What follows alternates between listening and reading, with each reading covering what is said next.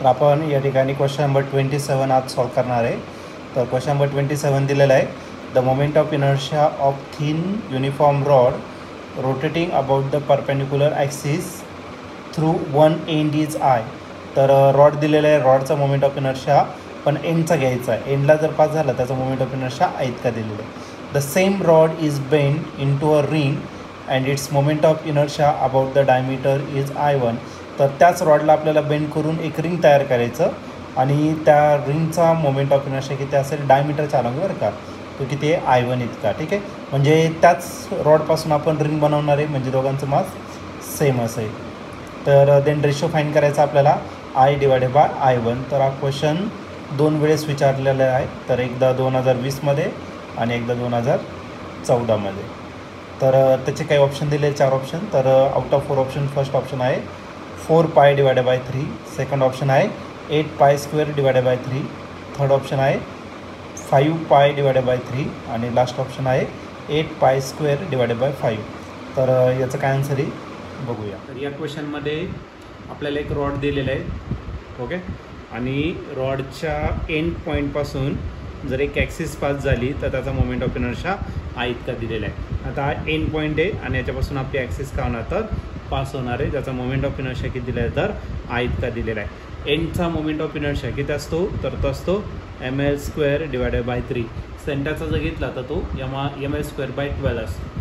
आता याच रॉडला आपल्याला काय करायचं आहे, बेंड करायचं आहे आणि बेंड करून काय करायचं, एका रिंगमध्ये त्याला काय करायचं कन्वर्ट करायचं आणि जी ॲक्सिस पास होणार आहे ती ॲक्सिस कुठून पास होणार त्याच्या डायमीटरमधून या ठिकाणी का होणार तर पास होणार आहे. ज्याचा मोमेंट ऑफ इनर्शिया त्यांनी काय दिलेला आहे तर I1 इतका दिलेला आहे.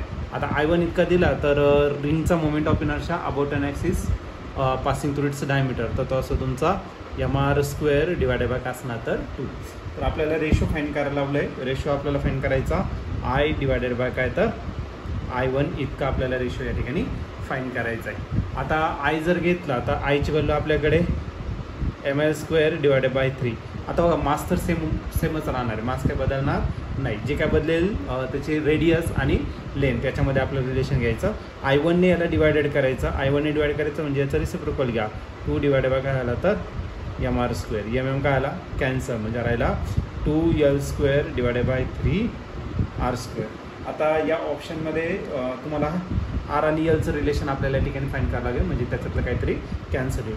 आता बघा याच रॉडपासून म्हणजे ज्याची लेंथ किती तर एल इतकी, याची लेंथ आणि याची लेंथ कशी असणार आहे सेम असेल. मग एल इज इक्वल टू आणि याची लेंथ जर घेतली तर याची लेंथ किती असणार सर्कम्फरन्स, आणि सर्कम्फरन्स किती असते तर 2πr. मग एक काम करा, एलच्या जागी एलची व्हॅल्यू टाकून द्या.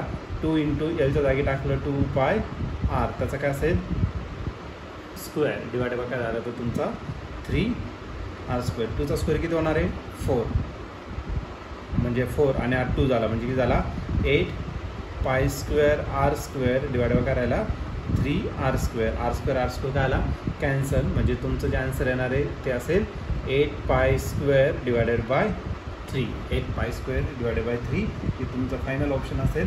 आणि हे ऑप्शन जर तुम्ही चेक केलं तर ऑप्शन नंबर बी हा तुमचा मॅच होतोय. B option is the right option.